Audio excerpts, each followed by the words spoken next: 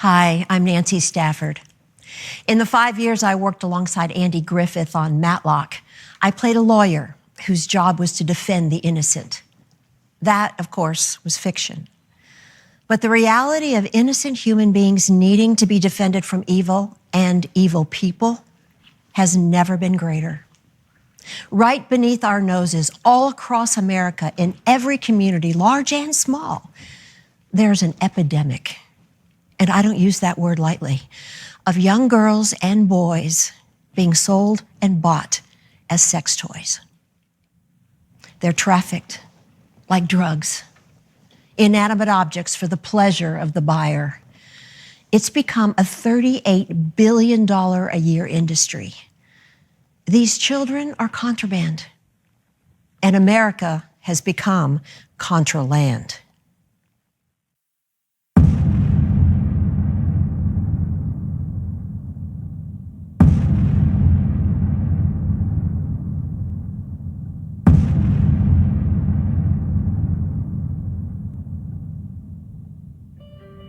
The most publicly known child predator is billionaire Jeffrey Epstein. The children that he was using, reportedly ages 12 to 14 years old, these children come from our families. That's where it impacts America. His connection with international political figures, financial figures, and industry made him a threat to them. That may be why he's dead today. Hi, how are you? Good, how are you? Good. You available? Yeah, I got two girls, Kelsey and Carrie, both 13, both real fresh. How much is two girls for a half hour? Two girls for a half hour would normally be $200. I'll do it for $150. Well, if I had a half hour with one girl, then a half hour with the other girl, and then maybe the two of them together. Wow.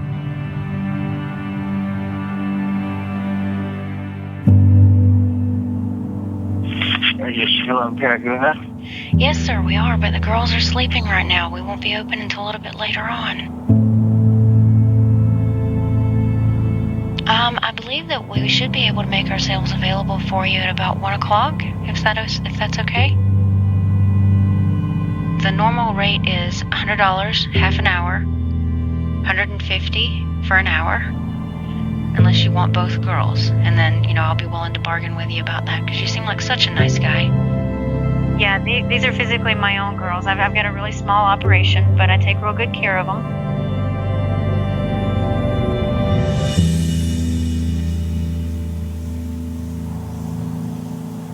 Is this the right place? Yeah, it gets confusing. This is like in the middle of nowhere. It's super weird.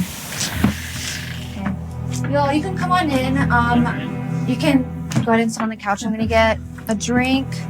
Do you want any water or? Water's fine. Okay. I take really good care of my girls. I like to make sure that they're safe. Be nice to them. There'll be condoms on the bedside table, so you don't have to worry about that. Is that a problem? No. Okay.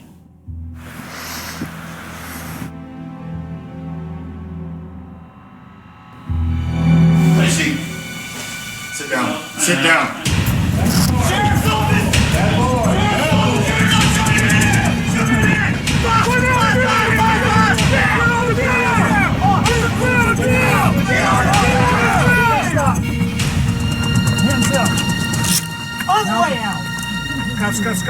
Cuffs.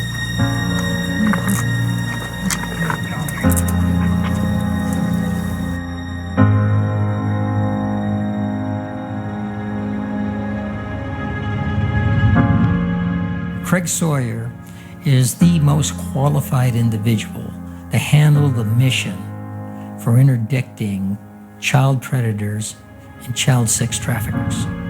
Former Marine, former Navy SEAL, not just Special Warfare SEAL, but a member of SEAL Team 6, federal law enforcement officer from the standpoint of being a federal air marshal, plus working on an individual basis with other government agencies.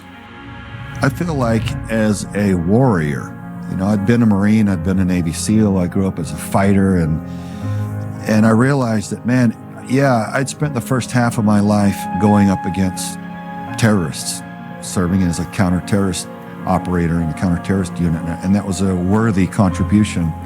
But as I learned more about child trafficking and the harm and abuse of the most precious and innocent and helpless and defenseless, I just realized that I couldn't look myself in the mirror without doing what I could to combat those who are harming the children. Who am I if I can't stand up for the smallest and most defenseless and most innocent and precious among us?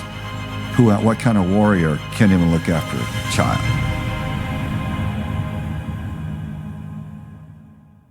I was freshly 17 and grew up in a single parent home, so I never met my dad. So when I met this guy who said all the right things, and he took everything that he knew about me and used it against me. Like I had to do it, or else I was gonna lose something that I felt like was holding me together, because I was still a kid.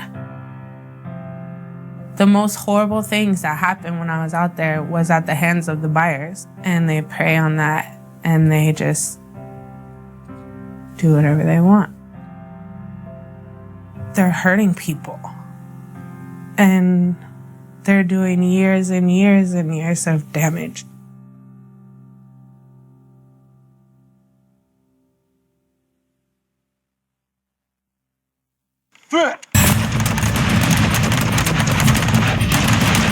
As a former Navy SEAL, I'm wired for direct action. And I know that for this kind of work, especially dealing with cartels, I'd need a team of guys I could depend on for high threat security. Everybody ready to do it again, guys? Go. I'm ready. Yeah. So I put together what I called the Viper Team, Veterans Interdicting Pedophile Rings.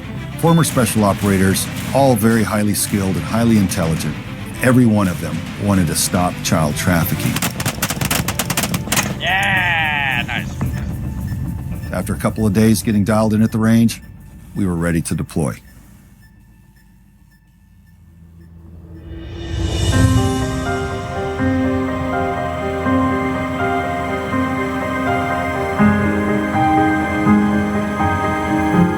When I discovered that thousands of children, little boys and girls, were being brought across our southern border to be sold for sex,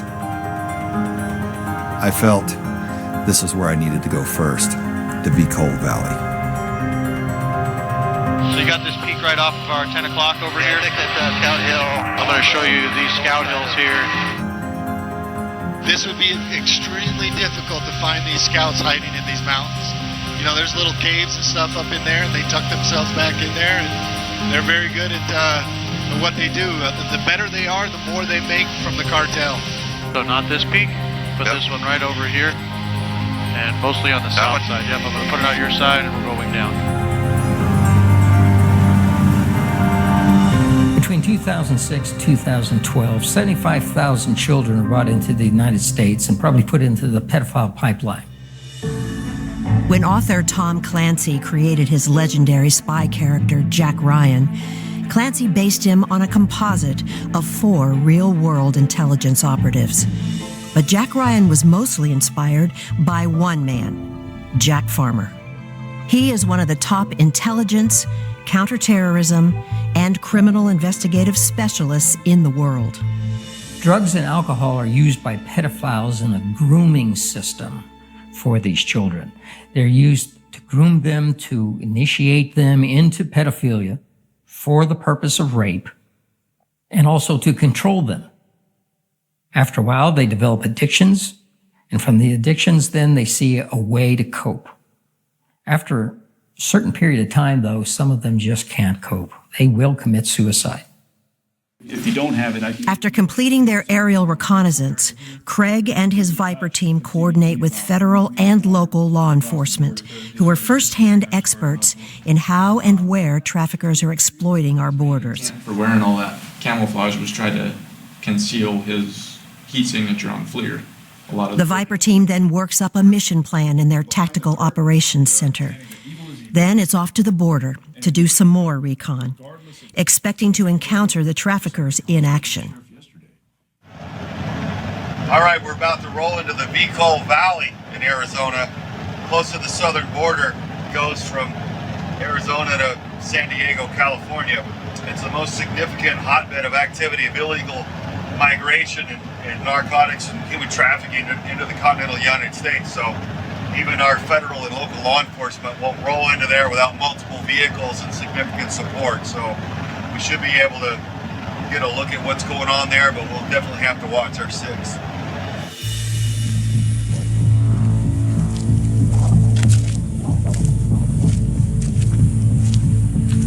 I don't think I could ever make my way across here. Could you? Next to impossible, huh? Yeah, it's impossible. If you have a 5-year-old daughter and you live in the United States, this is what stops her from going to Mexico and being raped. If you live in Mexico and you have a 5-year-old daughter, this is what stops her from being trafficked into the United States for these perverts to rape her. It's that simple. That's reality.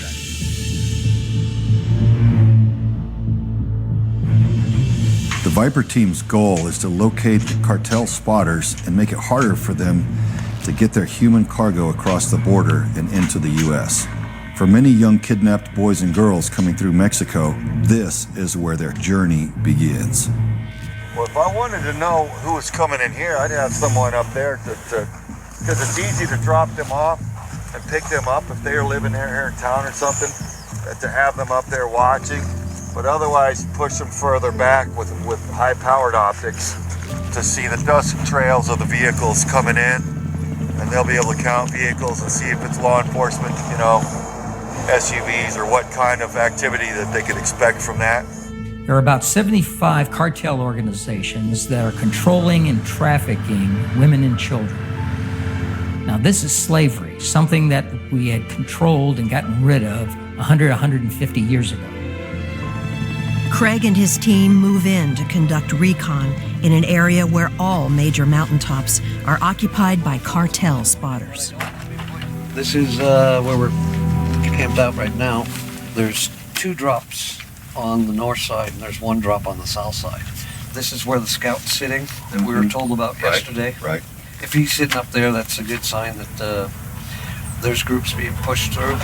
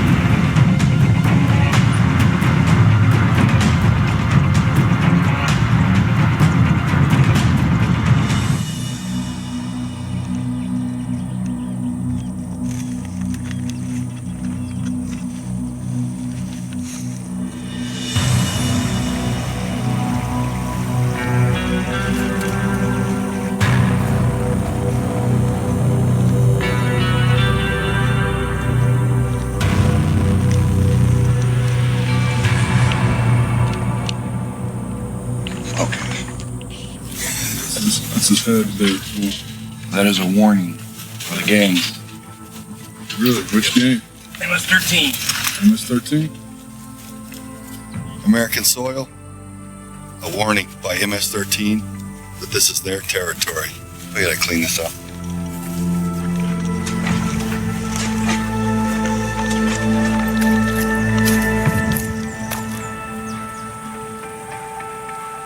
A bit farther down, the team arrives at an active border crossing spot. So here's one area of U.S.-Mexico border that there's literally a gate. You walk straight into the United States from this gate. So if I were to step right there, that literally would be Mexico.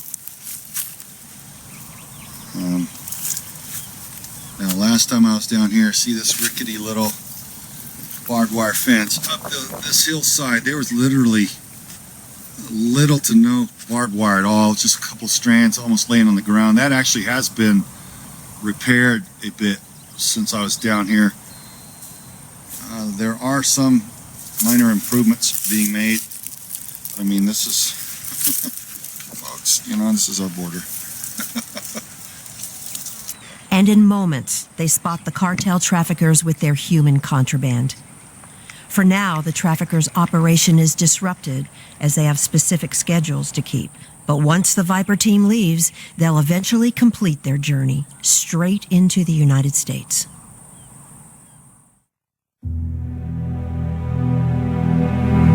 Craig and the team continue their recon patrol into the night to observe more on how the traffickers play their game in that area. Using night vision and thermal image devices, the Viper team was able to report signs of heavy traffic to law enforcement.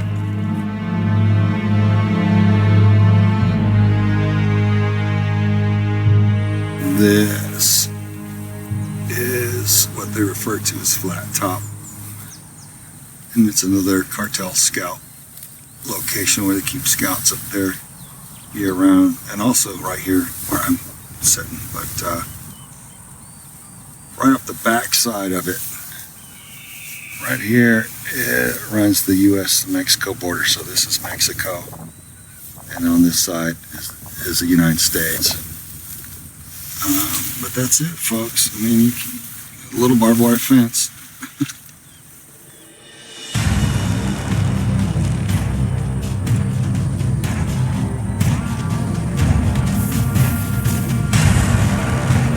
There he is, you see him?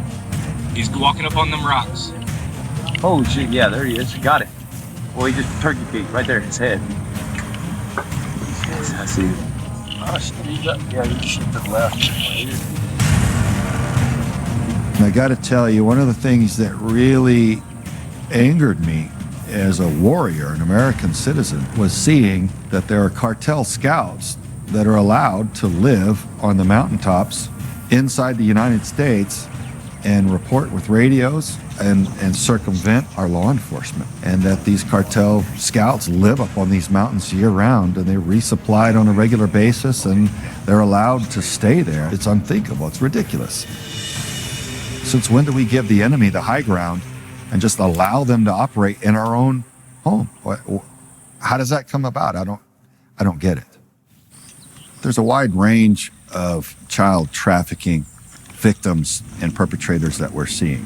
We're seeing everything from MS-13 gangbangers, moving kids and teenagers, to high-end sophisticated networks and individuals, and then even families. Sadly enough, mothers and fathers sell their own kids. All of it's heartbreaking. The kids lose at every turn. We just got to figure out exactly what we can do about it. Hey, Sawman, come check this out.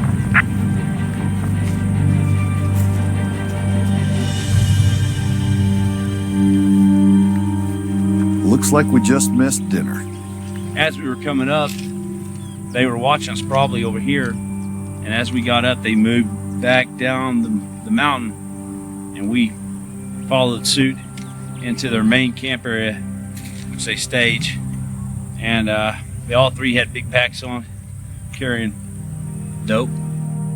It shut down this little route for a while. I think the most important thing, man, is we ran across the little kids' tiny backpack, man. It's put things in perspective. Food, little shoes, like unpassable almost, man. The network is very powerful. Criminals are organized, and I think it's time that we good people organize to fight back for our kids. After all, who are we if we can't look after our own offspring?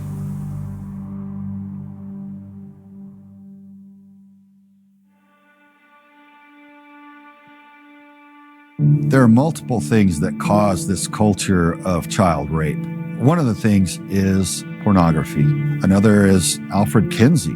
Back in the 1950s, he was a self-described sadomasochistic pedophile whose own genitals were mutilated due to what he preferred sexually. So his mind was sick. Child sex trafficking in the United States really begins back earlier than most people understand. In 1970s, we already had a major campaign in the United States on the issue of child sexual abuse and trafficking, but we didn't call it trafficking at that time. Dr. Judith Reisman is the founder of the Reisman Institute, which is dedicated to exposing and debunking Alfred Kinsey's fraudulent so-called science regarding child sexuality. She is internationally recognized as an expert witness on human sexuality. I would have to say the Kinsey reports laid the scientific foundation for abusing kids. In 1948, the groundwork was laid.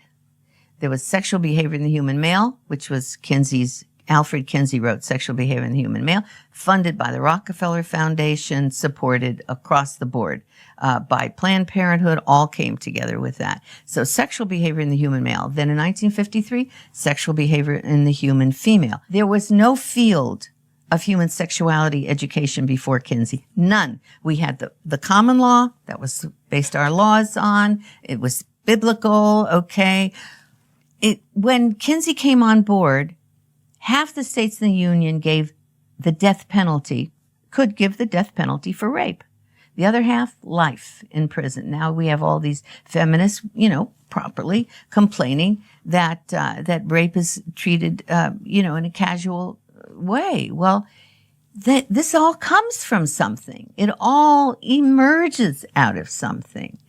And that something, that kind of dehumanization that is picked up by the media from the academic world, pushed through the schools, through first just the universities, then the junior high schools, the high schools, then now the kindergarten, all that then lays the groundwork for where we are.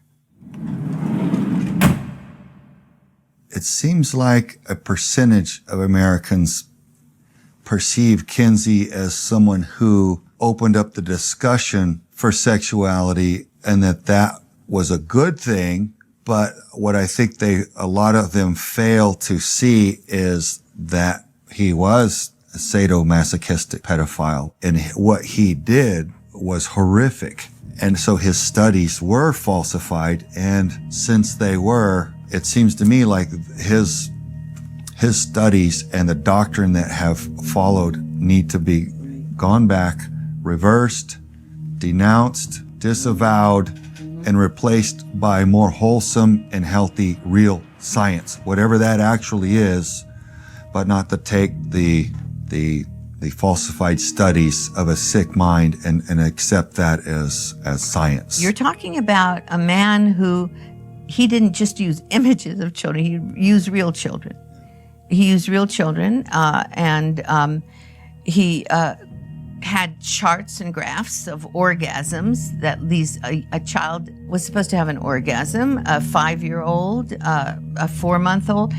One was a 4-year-old that had allegedly had 26 orgasms in 24 hours. Now that's a round-the-clock experiment, right? So this was research that was established and was believed by the American public, by the whole world, really. And the whole thesis behind his research was that children are sexual from birth. Children are sexual from birth, which then gets funneled into the mindset of the public, and it becomes the foundation of human sexuality education. Hugh Hefner, at age 22, he was a virgin in college. He read Kinsey, and that radicalized him. He said, Kinsey's the scientist.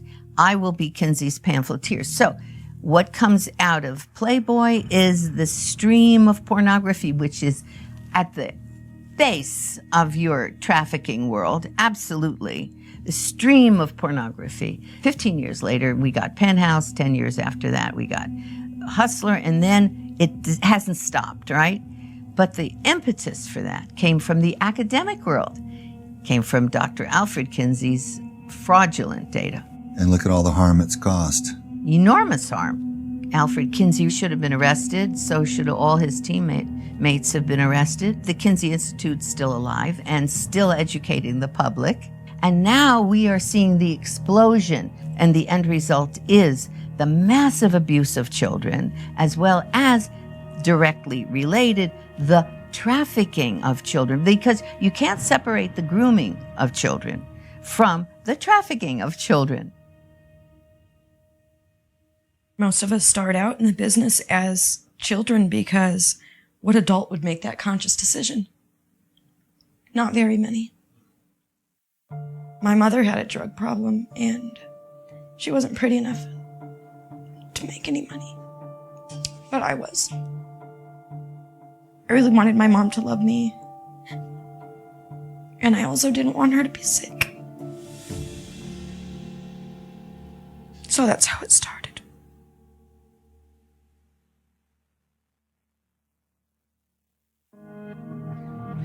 When people talk about sex trafficking, it's always with the image of a young girl.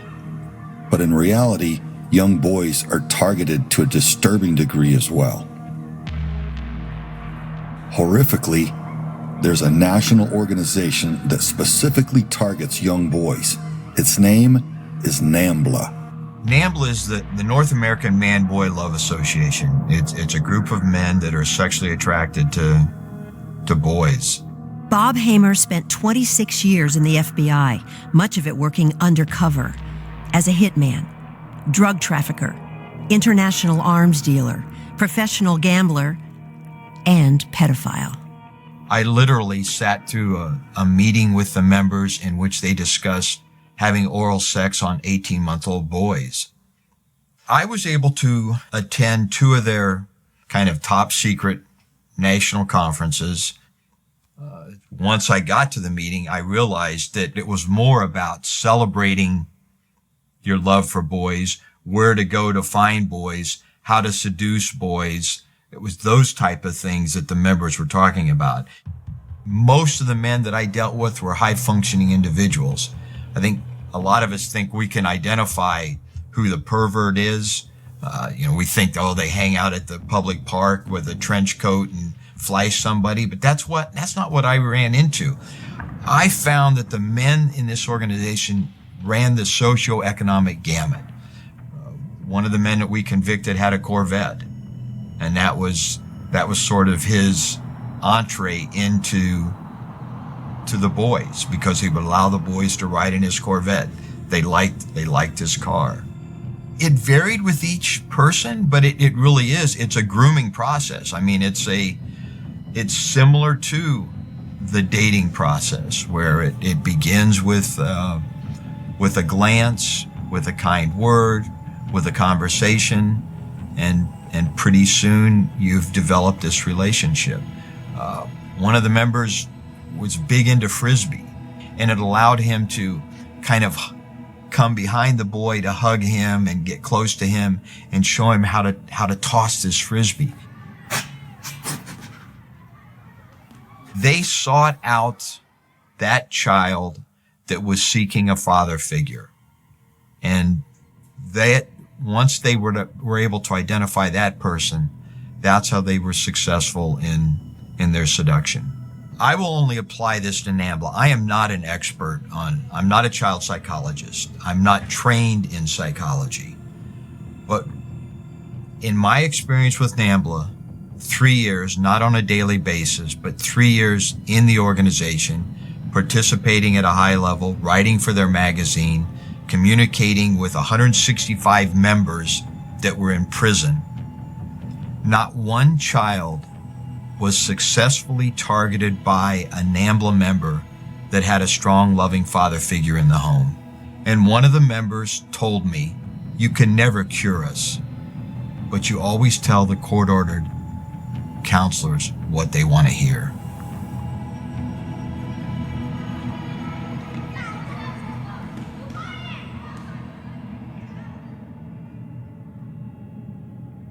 If I had the ability to communicate directly to child traffickers and child predators, it would really be 2 parts. Number one, it destroys the lives of the children. It's not okay. If you try to tell yourself just because you're getting off on it doesn't make it okay for the victim, because I interview the surviving victims all the time, and their lives have been shattered.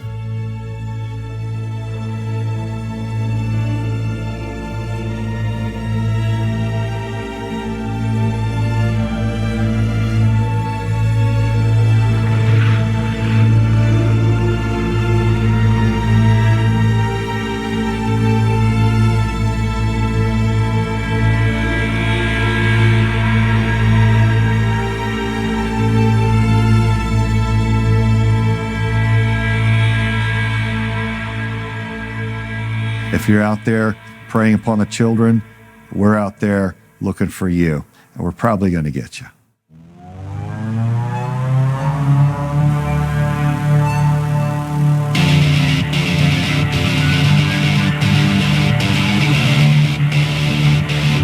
The Viper team's research has discovered a spike in underage prostitution in a suburb of Guilford, Connecticut.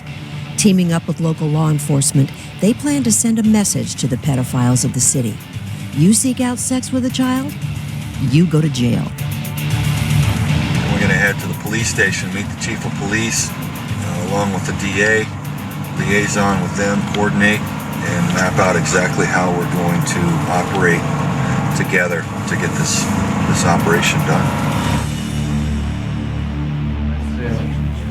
Nice to meet you, Craig Sawyer. Nice to see you. Craig Sawyer, pleasure. There you go. There you go. You know, there's multiple agencies helping out here as well. We're the only ones sitting at the table, but we have several surrounding agencies. We have the Madison Police Department, the Clinton Police Department, the Brantford Police Department, the North Haven Police Department, the Milford Police Department, West Haven Police Department. Fairfield also assisted us. Spent 3 hours with us the other day. Yeah. So, you know, it's not just us, and everybody's on the same page with what we're trying to accomplish. So, I'm doing the background side of it as far as the legal aspects, the charges, what we think we have. I've already been able to screen the stuff as provided in terms of the texts. Brian Sibley is the local district attorney, the prosecutor. He will monitor the conversations and texts to determine at exactly which point the team can make an arrest. In most cases, they won't even have to wait for the perp to arrive at the house. You know, but the second they start going past and starting to force and trying to walk past you or something, just give me the code and we'll come, or them. That'll be them. if they step in there in this road. Right.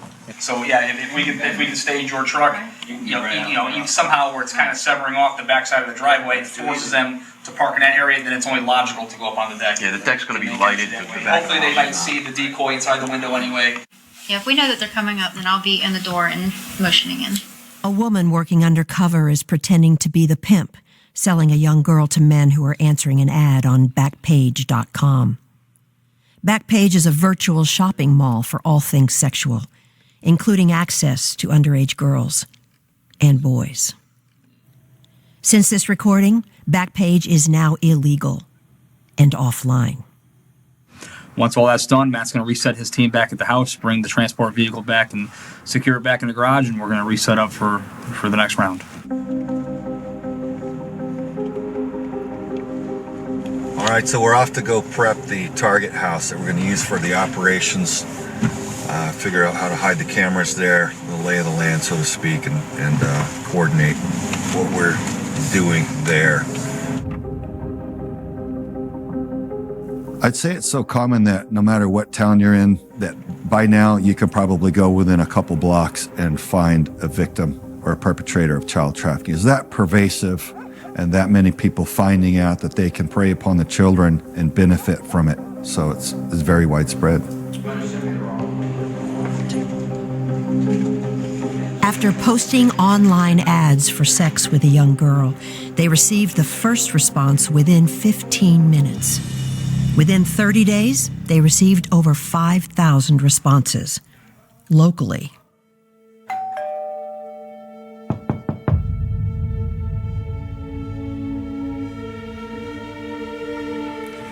Hey, good, come on in.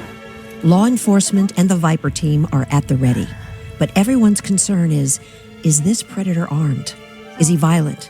Is he a trafficker coming to kidnap the girls and run? Nobody knows. What? Good. Nice to meet you. Brian, right? Yes, sir. So, can I get you a water, or do you want to start on the wine? No, I'm good with the wine. No, you sure? Yeah. I'll take a glass of water, though. Yeah, have a seat. Is bottled okay? Huh? Bottled okay?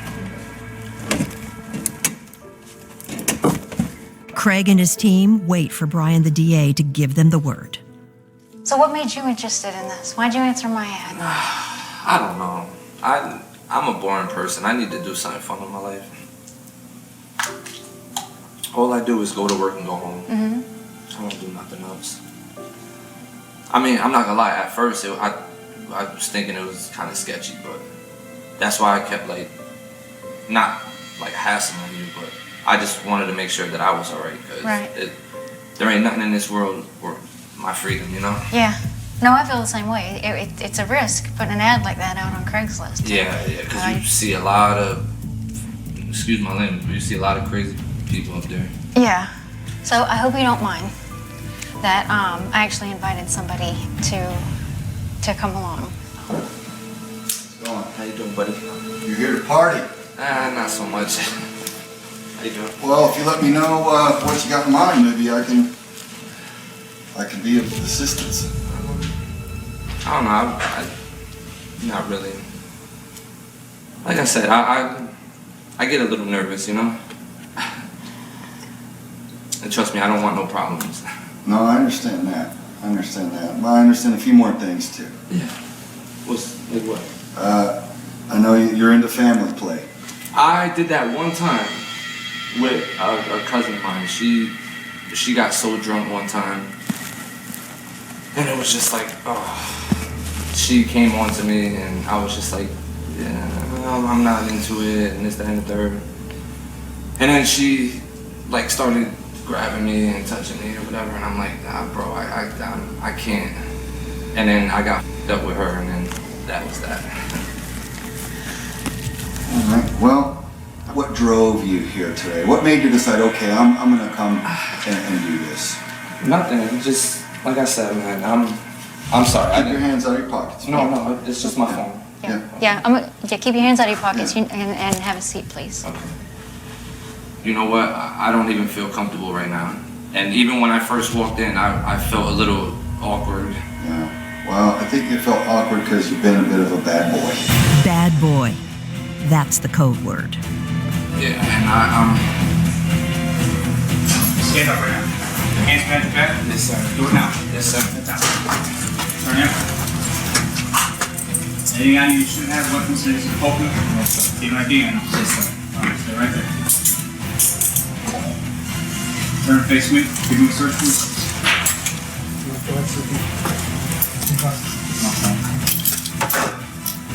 Nothing sharp on your picking, poking, shipping? Nothing in your pockets?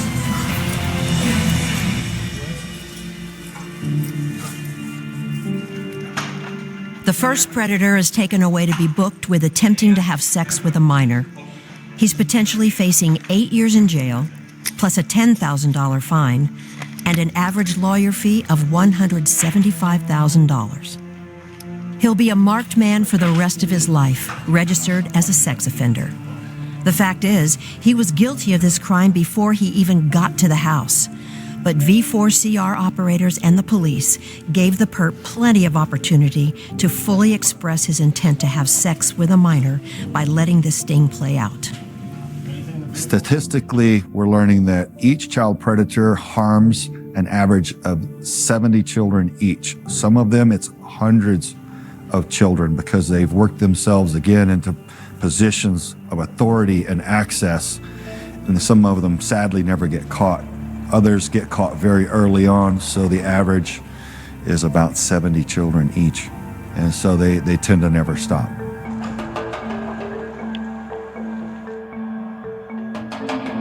As darkness falls and the temperature begins to drop, a second predator arrives.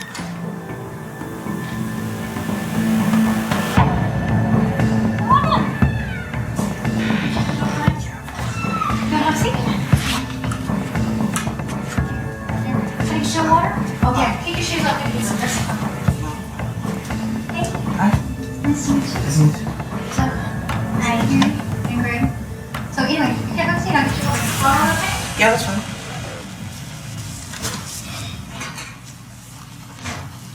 So how was your drive?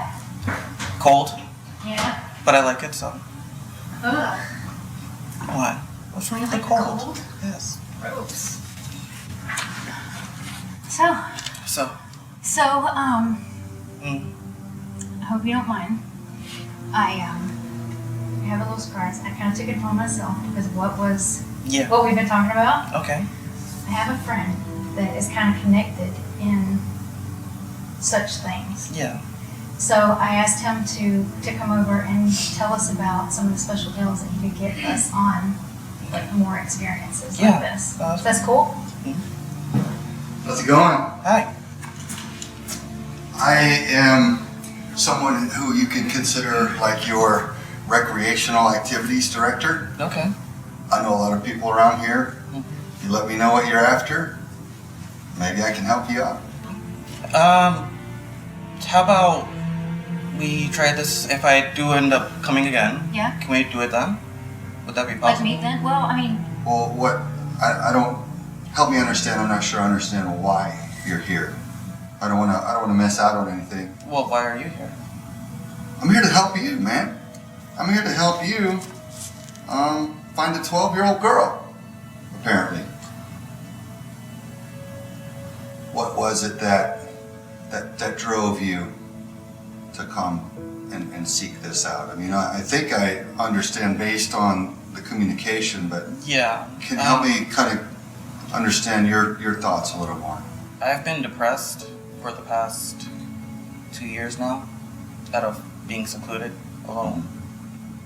And really any form of communication kind of raises everything up. If being depressed brought you into a bad place, what do you think it might do to a young child having sex with a grown man and having his left inside of her and her mother? I don't think it would be good, but at the same time. but you were willing. Yeah. You were willing to do that though to a 12-year-old girl. I guess you could say my depression took me to too high. I got to tell you, as somebody that does this, this was difficult for me to do as an adult. It was difficult for me to talk to you with the way that you were talking about my 12-year-old stepdaughter. And I do this all the time. The entire ride here, I knew that I was making a bad choice in coming here, knowing that this is probably going to end horribly. But the fact that the sexual drive in me kept on pushing forward. So I guess I just pushed everything to the side and just kept on going. I think that because of the fact that you've been a bad boy, that this is where the road ends for you. Please stand up right now, hands right to walk to me. Face me, hands behind your back. Not move. Face me. Not move.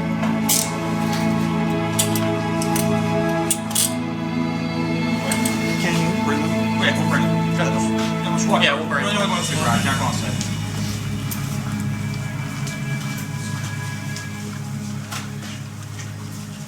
Our undercover agents make themselves targets for the predators online.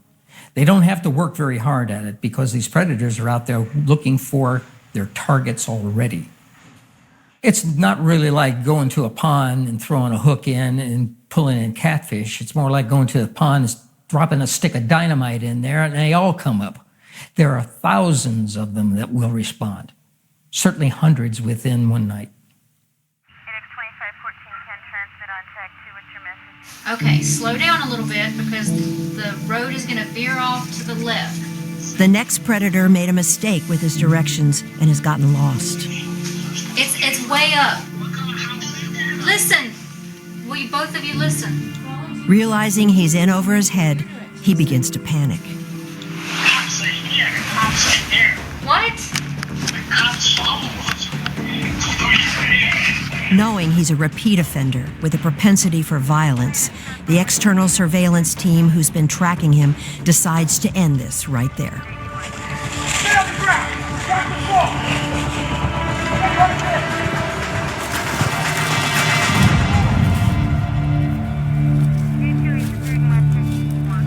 This predator chose to include a friend to give him a ride to a 13-year-old's house and commit a felony sex act with a minor. What a piece of work. Take those off, but we're not gonna, I want you to drive till you just relax a little bit, okay? Just want you to calm down. Can you tell me what happened, sir? You guys can get evidence officer to secure this stuff here. Can you tell me what happened, sir? Can you tell me what happened, sir? Can you tell me what happened, sir? Go back to the house? We're going to talk to you in a minute. What's your name? Can you pick it up and just secure it? Clear for transport? Clear for transport. So she call that mileage, all right? No, she's driving the car, following us, not under arrest, soft. Okay. The last predator of the night arrives, bearing a gift for the girl he's there to have sex with. A birthday cake for a 12-year-old who just turned 13.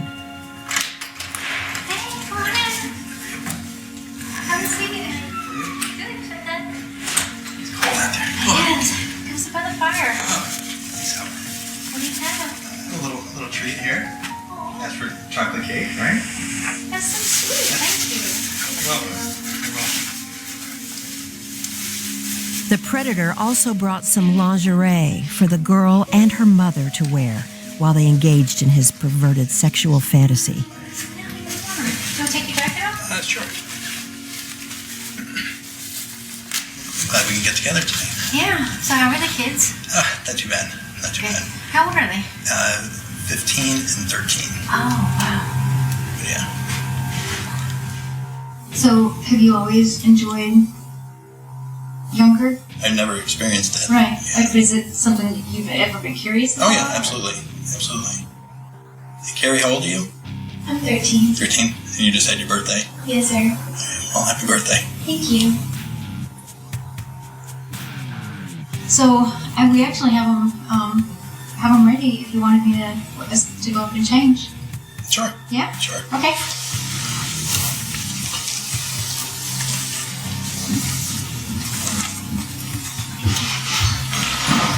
Hi, everybody. Hey, how are you? Good. Have a seat for me. Don't worry. I'm right over there. Just sit down. I'm gonna take off. Hands right, I see him right now. Hands up! Hands up! Hands up! Now behind your back. Do not move.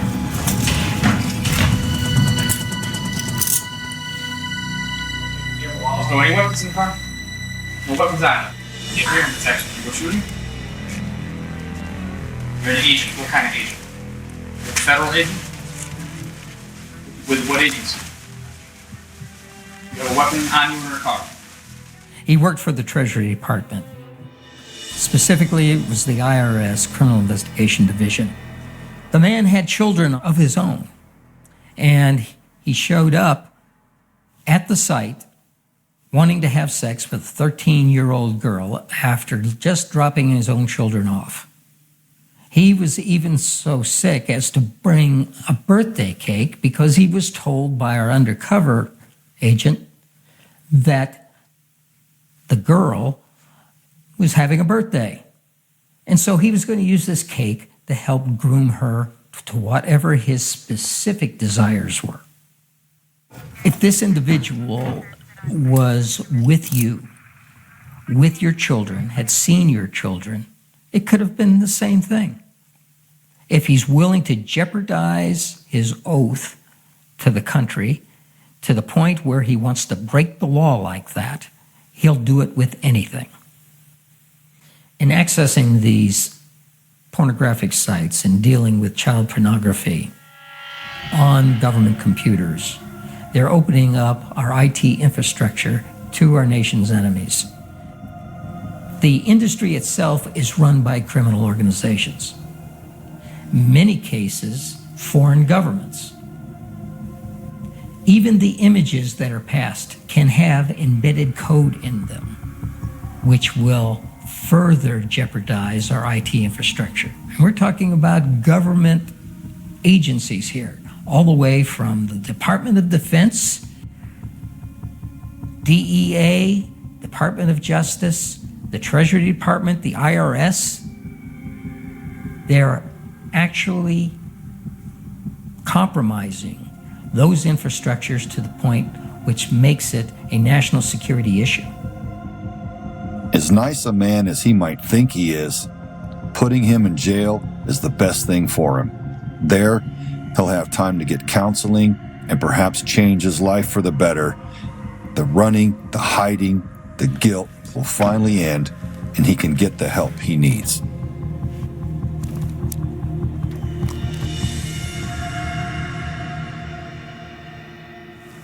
Brian, I have a genuine appreciation for the contrast, the difference of what we've gotten with you here and your willingness to face this, which is obviously a very difficult and tricky issue to face. It's ugly. What we were trying to do is to basically rip that can off the ugly, top of the can off of the ugly, and say, look inside and go, it is ugly. And you got to reach down. You're going to have to get dirty. Yeah, this sucks to face. It sucks to deal with, but it's got to be done. It's like cancer, you know, you can't wish it away. You have to address it. You've got to deal with it one way or another. And so it feels good to be part of the process of exposing it while uncomfortable. That's the only way that can really be addressed and put to bed. As we leave Connecticut here, I'm left with a sense that, man, this was an important first stepping stone in this style of joint operations between an organization of veterans and law enforcement to create a model that we can replicate, to expand across the United States, to address this on a wide-scale basis and really help put this pedophile nonsense to bed. Well, at the time, I'm 11, 12 years old. Somebody approached me and says, you can actually get your own place in less than a week. And I thought, get my own place in less than a week? Are you crazy? I'm 12 years old. And the guy said, I can make you rich. He says, I know this man that lives up on the north side of town, and he'll pay you big money if you go and see him. I said, well, how old is he? At the time, like I said, I'm 12 years old. Well, how old is he? Well, he's 75. So that day, he took me in his car and we went up to this house. A butler answered the door. He ended up paying me $500. And the guy that took me up there gave me $50. And boy, I thought I was the richest thing in the world with my $50. I would say from the week I lost my virginity to the end, from Monday to Monday, I probably seen 15 guys. That's how it all began.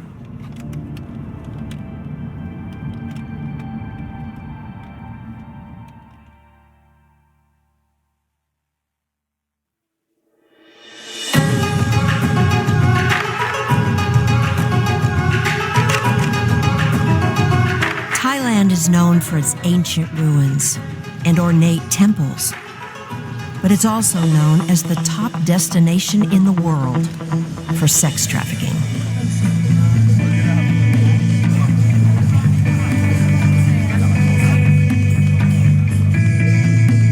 While we were in Thailand, we learned that 7 out of 10 Westerners that step off of an airplane participate in the sex trade there in one way or another. Craig is on a fact-finding mission in Southeast Asia, which has many of the oldest and most permissive sex trafficking countries in the world. He wants to find out how local anti-traffickers are dealing with the problem and how their solutions might translate to his work in the United States. The sex trade here in Cambodia has been around for millennia.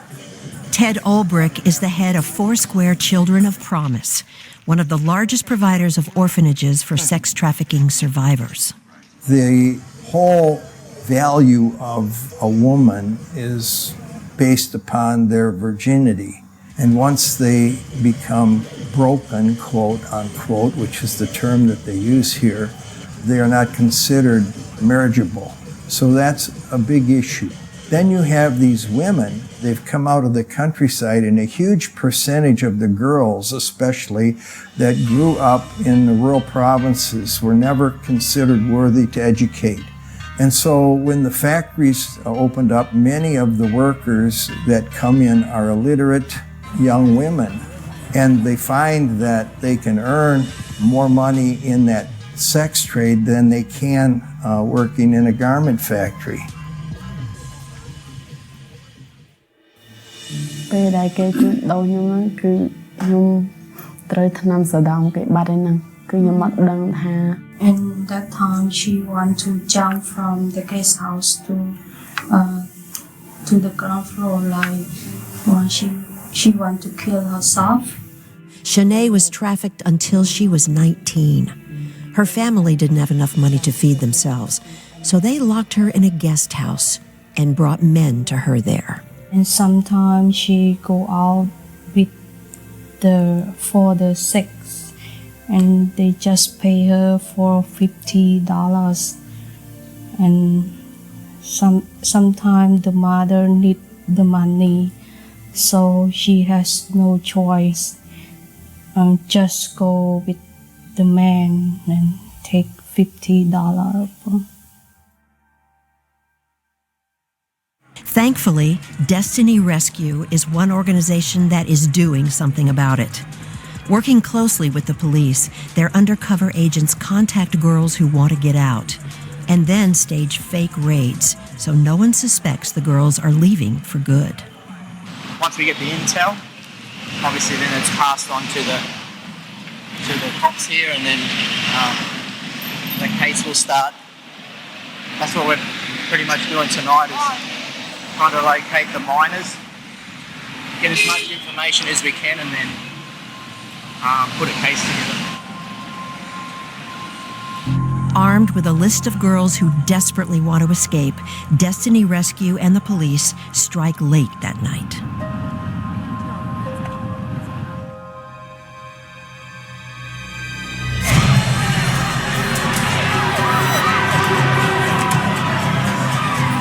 The Destiny Rescue undercover agents' cameras capture the chaos as the police raid the club.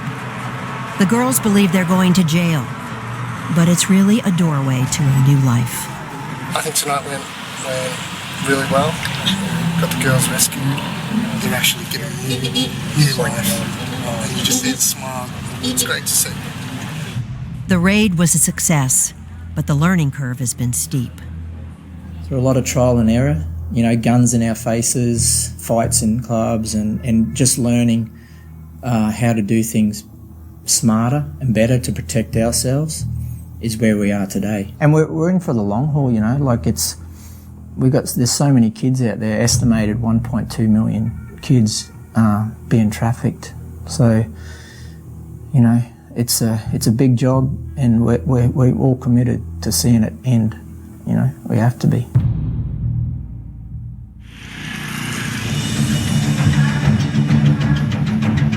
After the raid, I wanted to know how some of these organizations helped the girls to get back to a normal life, and I came across a truly unique ministry called SWAT Ministries International, led by John and Chrissy Espy.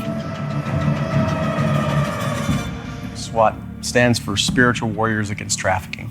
Their rescuers come from all over the world, a lot of them from the U.S., some are local, but they're plumbers, electricians, fathers, brothers, regular people that aren't Superman, superhero. They don't have law enforcement or SEALs and background and stuff. So they need something while they're in, because they're not in the best of situations. They're, as you've seen, going into the backyard of the enemy's territory, you know, and it's not always safe. You know, what we do is we come alongside organizations that go undercover to bring children from prostitution, from slavery, and we give them the skill sets that they need to protect themselves, to protect the kids, to do their jobs more safely and effectively. Besides training current and future undercover rescuers, they also provide self-defense training to trafficked survivors, giving them back some of the power they lost.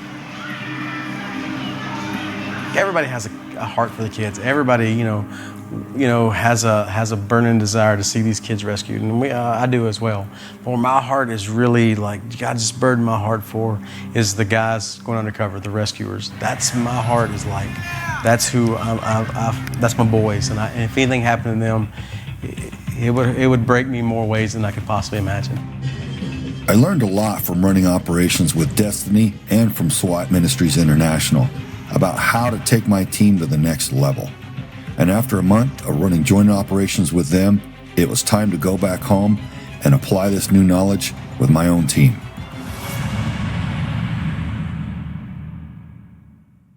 I grew up in a very sheltered household. Both of my parents were pretty successful. I was just unhappy. I had a very low self-esteem, and I ended up running away from home when I was very young.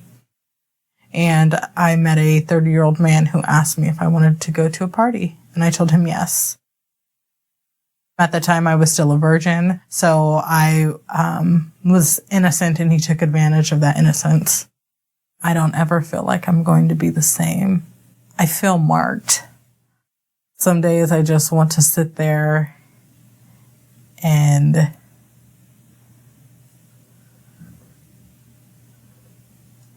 just not be present anymore.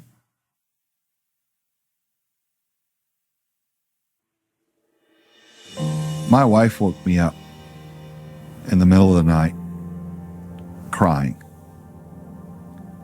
saying, "Oh my God, baby, it's Aspen. She's been raped." And I could hear Aspen screaming into the phone. In March of 2017, I was held hostage at knife point and taken, and I was sexually assaulted over the course of around 5 hours. As you might imagine, with my background and capabilities, I had all kinds of things rushing through my mind, and I got on the phone with my daughter to try to get her to stop and pull over so we could get sheriffs to intervene and react and respond to where she was, and she wasn't stopping for anything. She was hysterical. This guy just came up to me and started talking to me, and that's when he pulled a knife out of his pocket. And he said if I don't do what he said, he was going to kill me.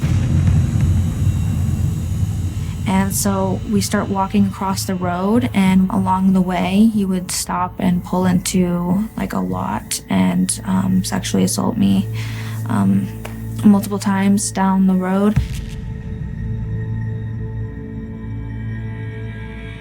I knew I was gonna die. He told me, by the way, like, I'm gonna kill you.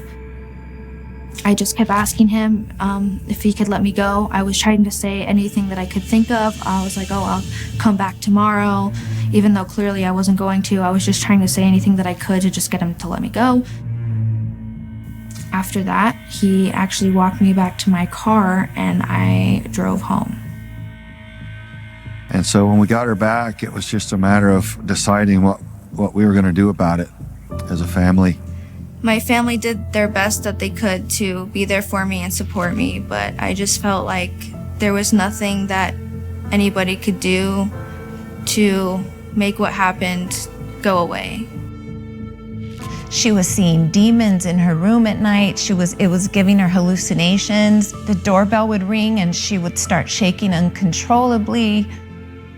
I was scared to leave my house. I was scared to do anything, and I was having nightmares, and it was just horrible. I didn't even know if I wanted to even be alive, because the after effects on my brain was just, it was a lot. This person didn't just rape our daughter. This person assaulted our entire family. We will never be the same. He was arrested pretty quickly after. I can't remember exactly how long it took them, but it was within a few days. I was happy knowing that he couldn't do that to anyone else anymore. Yeah, what our family was put through, I don't want anyone else to go through. Shouldn't happen. That's not part of who we're supposed to be.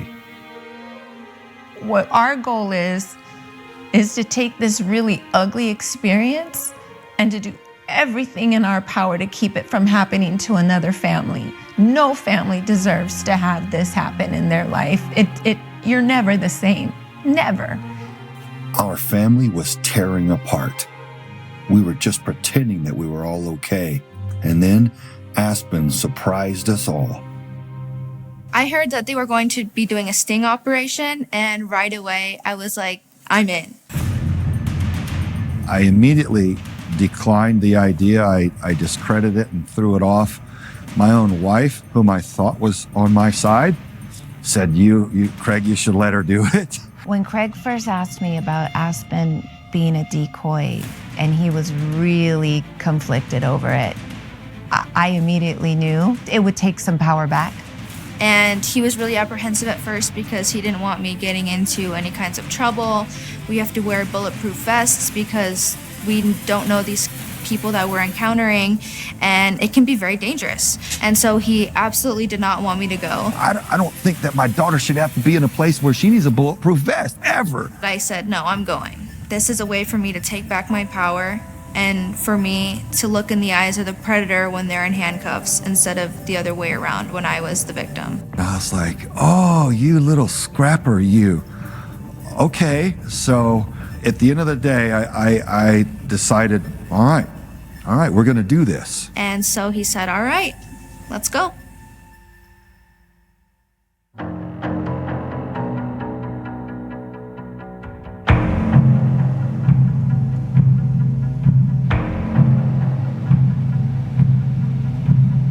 Okay, we're stopping at the Parowan Police Department for liaison and morning briefing with them on our joint operations. Good, Captain Carpenter. Hey, Chris, over. Nice to meet you, Craig. Very happy to be here, man. We're happy to have you. Come on in. As law enforcement, we're very concerned about children and children's rights and making sure that we're doing everything that we can in order to take care of our citizenry. And this has been a great opportunity for us to be able to come in with their resources and give us the opportunity of being able to work with them to be able to take these perpetrators off the street. You know, I think that this is very important for our communities to know that we're progressive and very active in doing what we can in order to protect our communities. We already knew that our operational template was effective. We knew that it worked.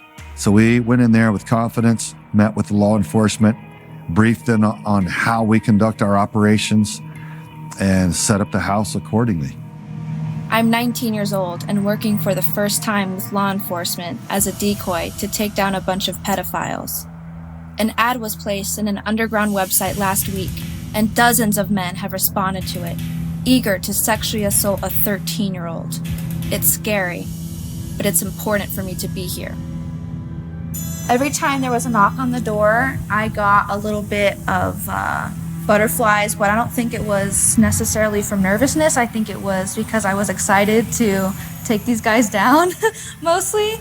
And I was all in, and whenever the guys showed up, I was like, let's do this. Take this left for this large hammer here. No, take the right. I'm directly across. No. Right. Right. Keep coming straight, and then you'll take the right. You can see my truck there. Yeah, I see you. You can just pull right up there behind my truck. Okay. All right, Kelly. See you at the door in a minute. All right. Bye-bye. Thank you. All right, we agreed on $100 to get him in the door. Alexa, play classical for focus. What he says. Make him knock. You remind me of my grandpa. Hi, how are you? Can I take my shoes off? If you like, you sure can. Kelly, very nice to meet you. Hug? We don't get hugs. So let's take care of the $100. Okay. Awesome, thank you so much. So, can I ask you to tell me, just a little bit about yourself? Well, I am married, have a family. My wife and I are happily married, but haven't had any intimacy for years, although she's a very good woman. Right. You have just the two girls? For now, yes, in this location. When we get back to the southeast, we'll have more girls, but these are the two that I like to travel with the most. These aren't physically your girls then? I take care of them. Okay, I understand. Right. Yeah. I was thinking that as your own daughters, but Oh, no. okay. They're like my daughters. I mean, they're my favorite girls. Okay. So, a half hour, I'd like them to choose which one's first. Okay. And then a half hour with the other girl. Okay. And then if things are going well, we'll agree on that right up front. Right. And so you've already paid me the $100 for that. Yeah. And then if everything's fine, then we'll do the two together. Okay. And then that'll be an extra 50 at that point. No, an extra 75. Oh, look how honest you are. Oh, that's nice of you. You're very sweet. You actually remind me a lot of my grandfather, and he was a great, great man. I really... Hello. Hello, sir. Good, how are you? I'm all right. My name's Craig, and I run an organization called Veterans for Child Rescue. And we pay attention to what goes on with the kids. And I appreciate anything that you can share with me on your journey here. I heard a little bit about your wife and understand the lack of intimacy lately. And so I get that part of it. Let me be very candid. I don't want any sex at all. I mean, that isn't my interest at all. I've been lonely. I'm very happily married. Are you with police or something? I'm not police. I run a veterans organization called Veterans for Child Rescue. I'm a veteran myself. I was an officer in the service, military intelligence linguist. Well, is there anything else you can share with me about what your understanding of the girls, of what your interaction with them, how that would have really impacted them? Did you consider that, or was it? Absolutely. What do you think your impact on them is as 13-year-old girls? Are they both 13? Yes, that was in the ad. Then I actually won't even interact with them if they're only 13. Well, that was in the ad. That was something that we talked about and agreed on. Or no, I'm sorry, not in the ad, but in the text that we had back and forth was their age. I didn't see that. So. Sir, just please keep your hands out of your pocket. Keep your hands out. No, for safety. No, I didn't see that, but no, if they're underage, then looks like you just made $100 and I'm on my way then. Well, unfortunately, it doesn't work quite that way because you've been what we would refer to as a naughty grandpa. So. Sheriff's office, show me your hands. Stand up, put your hands up in the air. Put your hands up in the air. Slowly face away from me. Face away from me. Interlock your hands behind your head. Interlock your hands behind your head. For your safety of mind, do not move. Do you understand? Say again. Do not move. Stay right where you are, sir. Oscar. How come you didn't tell me the truth?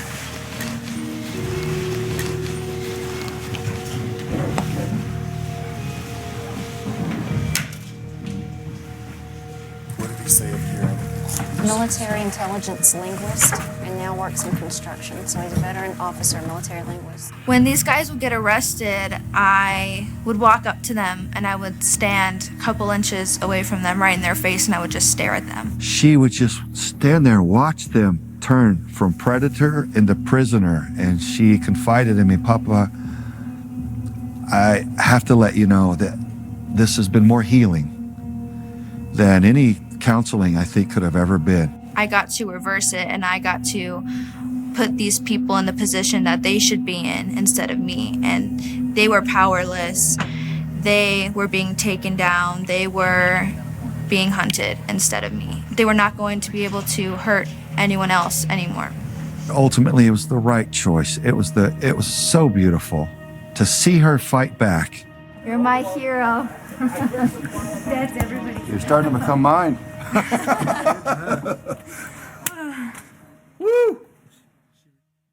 There are two basic working types of pedophiles.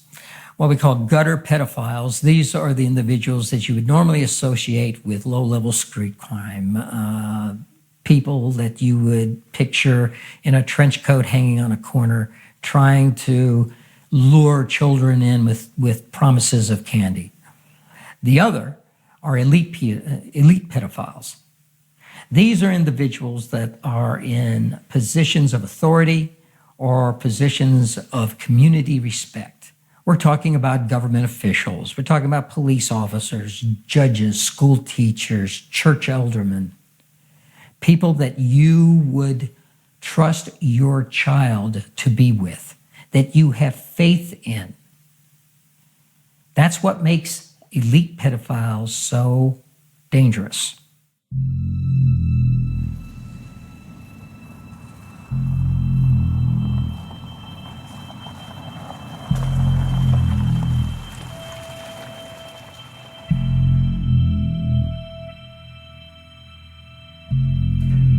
Okay, it's coming up the driveway, guys. Stand by.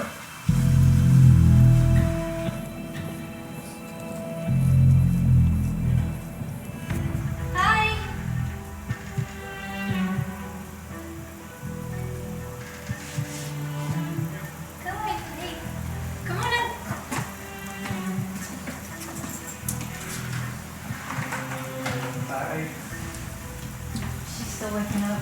I was hoping to have the fireplace going because it's so cold, but it's broken. It's broken out of brick. I don't know. It just stopped working when I left. I had just talked to my Army recruiter a couple weeks prior, actually, and then this guy shows up, and he's an Army recruiter, and, you know, he has a wife and kids, and he had just dropped a kid off that he was trying to recruit, and then he came over to try to sexually abuse who he believed to be a 12-year-old girl. Did you want that kind of lifestyle? I've always been interested in it, but just never actually met somebody that's done it or been into it. So I assume you're married. Yes. And so she's not into it? No. No. Have you ever talked to her about it or hinted? No. Or no? Just... So I already know how she is with it. Yeah. So, is it like a religious thing, or is it just like one of those taboo things that you just don't do? It's, I guess she doesn't feel comfortable with it. Yeah. I guess, I don't know. Well, understandable. I mean, most people don't. It's not. Yeah. It was hard enough for me to find you, so. In the people that we've arrested, I don't think that this is the first time for any of them. When you listen to their phone calls and the way that they talk and they act, this is something that I think that they've been doing for a long time. And they've really been leading a double life, and I've just always felt that they could get away with it, and they don't care about their families any more than they care about these 13-year-old girls that they want to victimize. Hey. Hi, Jason. How you doing? I'm doing good. I'm Craig Sawyer. I founded a Veterans for Child Rescue organization. And I pay attention to what goes on with the kids. And that's why I'm here. You want to tell me why you're here? Just interested. Yeah. I understand you got your own kids. I've looked at your Facebook page. Look like fine little young people. I'm sure you'd want them protected as I would. Yeah. Let me ask you, what was it, Jason, that you were looking to do with this girl here? I don't know. It was for her, but I think I was pretty clear from the beginning. Yeah. Yeah, well, I've got all the transcripts. I mean, I know everything that's happened. I was deeply disappointed because in the back of my mind, I was thinking, my gosh, there are countless fallen heroes buried in Arlington and all over the rest of the world who have given everything honorably and sacrificed for our country and for others selflessly. I just thought, my gosh, do you know how many good people you're dishonoring with your behavior? What's wrong with you? You think that this behavior reflects honorably upon the U.S. Army? No. I'm a veteran too.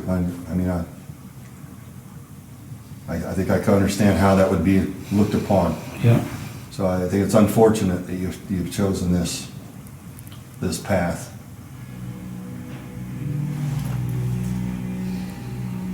Tell me about your kids, man. They're 7 and 4. Both doing great in school. Yeah. Have they been involved in any sex with adults, you or anyone else? No. Would you want them to be? No. I gotta ask you, man, what draws the line for you between you coming here to my 12-year-old daughter and your own children? I don't know. Yeah, that's the scary part is I don't know either. That's the way it's got to go, Jason. Unfortunately, you've been a bad, bad boy. That's where it is for you today. Sheriff's officer, show me your hands. Please stand up. Stand up. Walk towards me. Face away. Slowly go down on one knee. Put your hands behind your head. Cross your ankles. No, keep your hands behind your head. Cross your ankles. For your safety of mind, do not move. Do you understand? Yep. Look to the left. Yep, got it.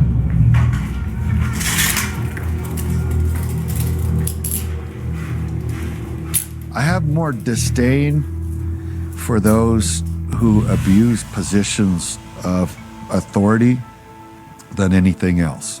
And I think that they should be judged more harshly even than the other predators, because there's a position of public trust that is abused by some of these predators. They work themselves in a position as a judge or a chief or a teacher or a coach or something that we traditionally want to give respect and credibility to, and sadly the predators work their way into those positions.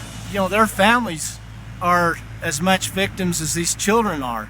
They're not thinking at all about how it's going to affect their families or anyone else until we come up out of that stairwell and they realize that they're under arrest.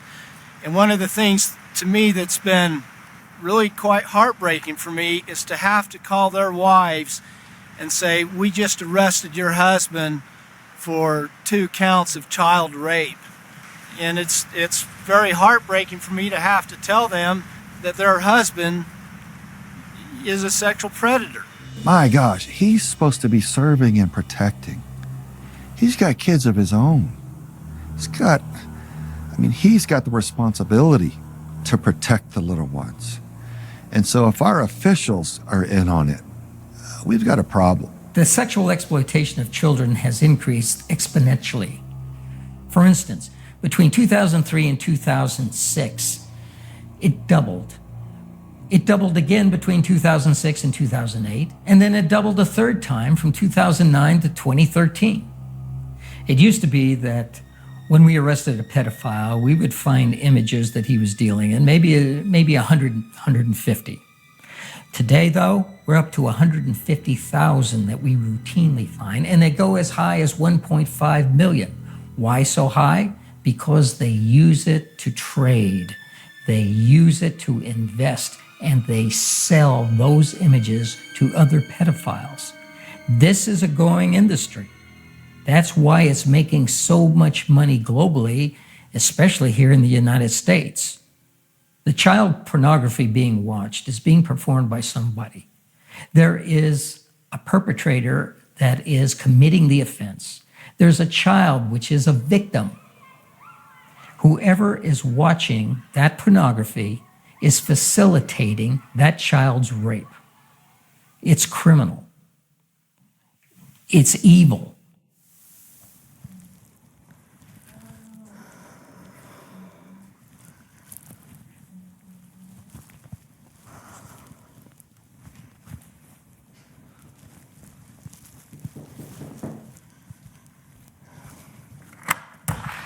Hey, good, come on in.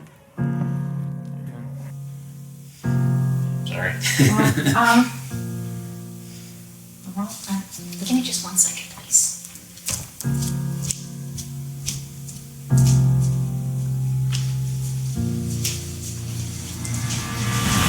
Sheriff's officer, show me your hands. Please, put your hands in the air. Stop right there. Put your hands in the air. Put your hands in the air. Get them out. I want a second dog. Turn around. Turn around. Go down on. Put your hands in the air. Go down on one knee. Go down on one knee. Go down on the other. Interlock your fingers behind your head. Being there with the law enforcement and the PIs and actually getting it done, and it was so empowering, and I finally felt the power that had been taken from me. I know that I have a long road to recovery, but after what happened to me, I can't look away. I will keep fighting against the exploitation of children, and I will keep fighting for a positive change.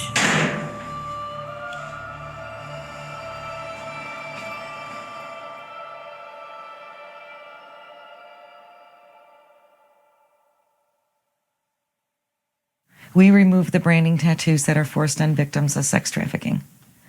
A lot of these girls that are trafficked, their pimps will brand them to show ownership. It's a sign of ownership. And so they come here and we either lighten and remove them, or we have affiliates where they can go to get them covered with something beautiful. The tattoos can come in a form of a name, a symbol, numbers, dates, crowns. It all signifies the ownership of the pimp. Some do get branded with hot knives, some on their genitals.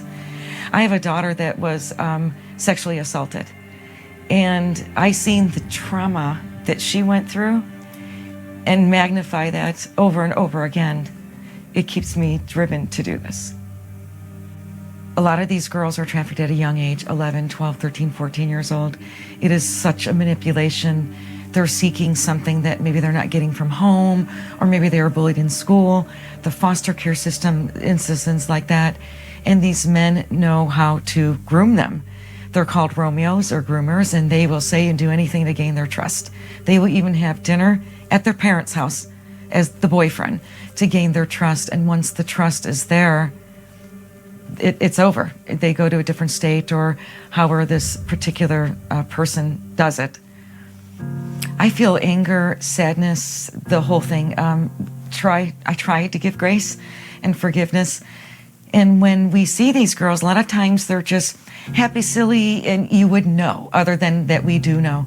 And other times they're so traumatized, they're either angry or mean, even towards us, me and the technicians, or they're sad and quiet. And when they start to open up after we've known them for a little bit, the stories are something that the general public will never even imagine could happen. And I get angry, I get sad. There's days that I lose sleep. The ultimate goal would be to end my business, but for now, we're doing about 500 procedures a year, and we like to get in every single city in every single state to offer what we do, because it's not laser. It's a lot safer, and it can be handled much easier. So we'd like to be in every state and every city and have technicians everywhere. So when these girls are ready, and sometimes boys, when they are ready, we can help them remove this painful past.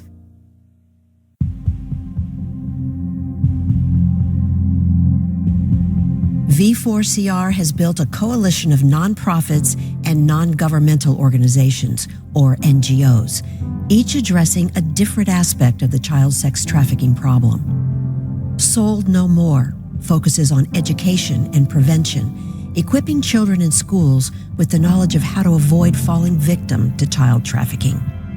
SWAT Ministries International is an NGO that trains volunteers to rescue children from traffickers and helps empower survivors with self-defense skills.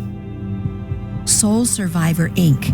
removes the branding tattoos from survivors to help them recover their own identities. Veterans for Child Rescue exposes the threat through creative media campaigns and directly combats child sex trafficking by running joint operations with law enforcement to arrest predators. The Rancho Milagro Foundation helps bring healing to trauma survivors in a unique manner by using equine therapy. Aspen Sawyer has received healing at Rancho Milagro. Our comprehensive coalition does more together than each organization could do by itself, each using its unique gifts and skills to help overcome the trauma of child sex trafficking.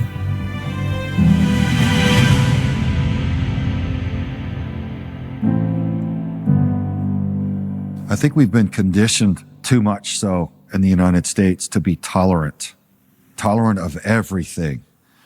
But there are things that we must not be tolerant of. We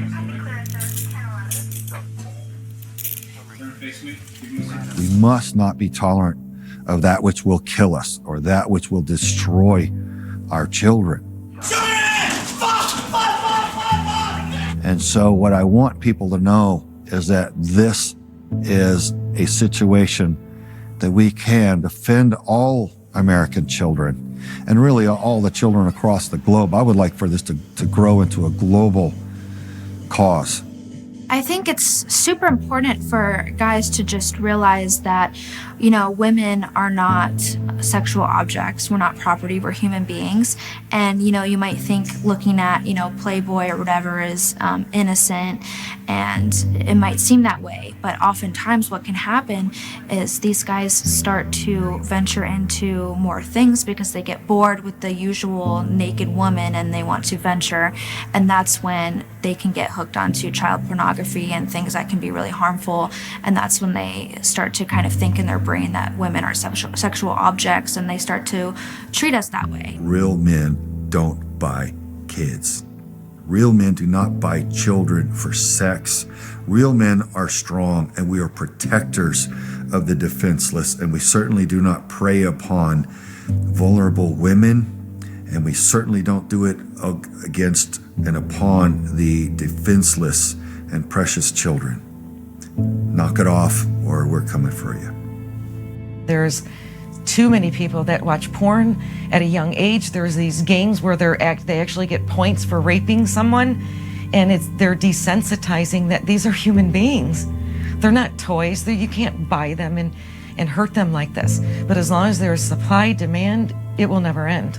The demand starts with the individuals that are lonely, that feel like they're not doing any harm. The demand starts with individuals that have sexual addictions that they're not willing to address. And the demand starts with individuals that feel like it's okay to buy men, women, and children. It's just disgusting. And we need, fathers to teach their sons right from wrong. And it's just really important because the victim is not at fault. The people who are at fault are the rapists, the kidnappers, and 1 in 4 women. I mean, that's just way too much. There's a problem. Stop objectifying women. Need to be respectful. Objectification of women who, it's not just their looks that we should value them for. It's what they bring to the table in a relationship, into our lives. Some of the most important people we'll ever encounter are our mothers and our wives and our daughters. And I think we just need to get back to valuing people for being who they are rather than just the visual of what they look like and the sexual gratification that they may bring.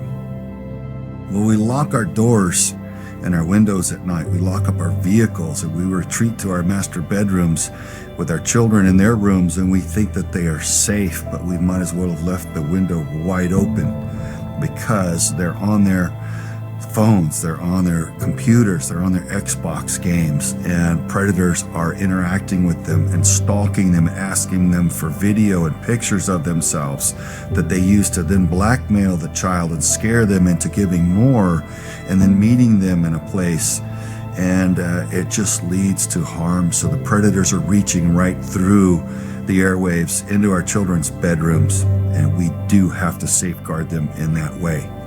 Get in that phone, get in that laptop, have your kid open up their Xbox content, who their friends are. You've got to see it. Do it once a week. We used to want to respect our child's privacy, but what we realized that the predators are so adamant and they're so good at tricking the children and the young men and women to get what they're ultimately after, that we have to take that privacy in order to ensure that they are safe. If we suspect something, we need to be all about it and get into it and find out what's going on. Be the adult that every child needs. Be that person. Be the person who's going to save somebody. The public needs to hold authorities accountable for going after these pedophiles that are abducting, assaulting, and raping children. We need stronger laws and stronger politicians who will enforce those laws in order to make this happen. Never hesitate to stand for good and speak the truth, because the light outshines the darkness every time. And that's kind of been an evolution for us. We've grown in that respect of having such strong faith that good overcomes evil. And fear not, you should stand up and do right. And there is no decision to be made. By running these operations, I can have an influence, and I can prevent untold numbers of victims by getting their attackers, getting the predators off the streets, by running larger and larger programs, by warning the people that the threat exists and how to defend their children from it. And that's my healing. That's how I fight back, and that's what I've learned that I can do through V4CR. Together we are quite literally what we can't be alone. We can't be a network of people that says no more by ourselves, but we can together. There's strength in numbers. We understand what's going on now. And by alerting each other and by linking and networking and gaining power and momentum, we can beat this back, and we must, and we will. We will. Together, we can make the change.